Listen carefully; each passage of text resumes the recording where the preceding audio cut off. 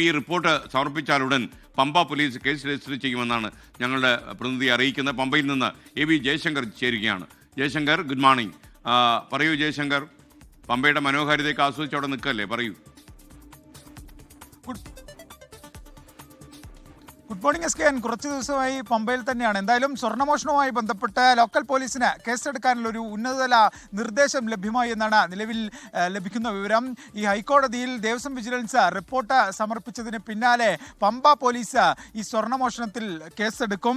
ഈ സ്വർണ്ണമോഷണവുമായി ബന്ധപ്പെട്ട് ഉണ്ണികൃഷ്ണൻ പോറ്റി, ദേവസ്വം ഉദ്യോഗസ്ഥർ ഉൾപ്പെടെയുള്ള ആളുകളെ പ്രതി ചേർത്തുകൊണ്ടായിരിക്കും ഈ ഒരു കേസെടുക്കുക എന്നാണ് നിലവിൽ ലഭ്യമാവുന്ന വിവരം. ഇന്നോ നാളെയോ തന്നെ ഈ വിഷയവുമായി ബന്ധപ്പെട്ട് പമ്പ പോലീസ് FIR രജിസ്റ്റർ ചെയ്തു. അതിനുശേഷം ഈ FIR പ്രത്യേക അന്വേഷണ സംഘത്തിന് കൈമാറാൻ ആണ് നിലവിൽ പോലീസിനുണ്ടായിട്ടുള്ള ധാരണ. ഈ കേസ് അന്വേഷിക്കുക എന്തായാലും പ്രത്യേക അന്വേഷണ സംഘം മാത്രമായിരിക്കും. ഈ പമ്പ സ്റ്റേഷനിൽ മാത്രം 6ഓളം പരാതികൾ ഈ ശബരിമലയിൽ സ്വർണ്ണമോഷണവുമായി ബന്ധപ്പെട്ട് ലഭ്യമായിട്ടുണ്ട്. ഇതിൽ ചില പരാതികളിൽ പമ്പ പോലീസ് മൊഴികൾ രേഖപ്പെടുത്തുകയും ചെയ്തിരുന്നു. ഒപ്പം തന്നെ സംസ്ഥാന പോലീസ് മേധാവിക്ക് 12ലധികം പരാതികൾ ഈ മോഷണവുമായി ബന്ധപ്പെട്ട് ലഭിച്ചിട്ടുണ്ട്. ഈ മുഴുവൻ പരാതികളിലും പമ്പ സ്റ്റേഷനിലും സംസ്ഥാന പോലീസ് മേധാവിക്കും ലഭിച്ച മുഴുവൻ പരാതികളും ഈ SITക്ക് കൈമാറുന്നതിനും നിലവിൽ ധാരണയായിട്ടുണ്ട്. എന്തായാലും അധികം വൈകാതെ ഈ സ്വർണ്ണമോഷണവുമായി ബന്ധപ്പെട്ട് പമ്പ പോലീസ് കേസെടുക്കും.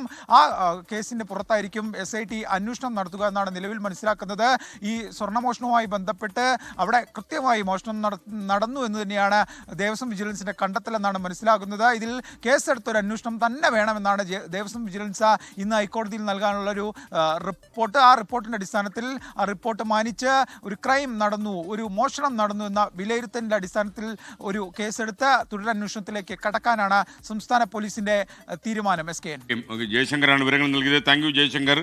ലോകത്തെവിടെയായാലും ഏത് സമയത്തും 24 വാർത്തകളും ഓഗ്മെന്റഡ് റിയാലിറ്റി പാക്കേജുകളും എക്സ്പ്ലെയിനറുകളും വിശദമായി കാണാൻ ഞങ്ങളുടെ YouTube ചാനൽ നിങ്ങൾക്ക് സബ്സ്ക്രൈബ് ചെയ്യാം.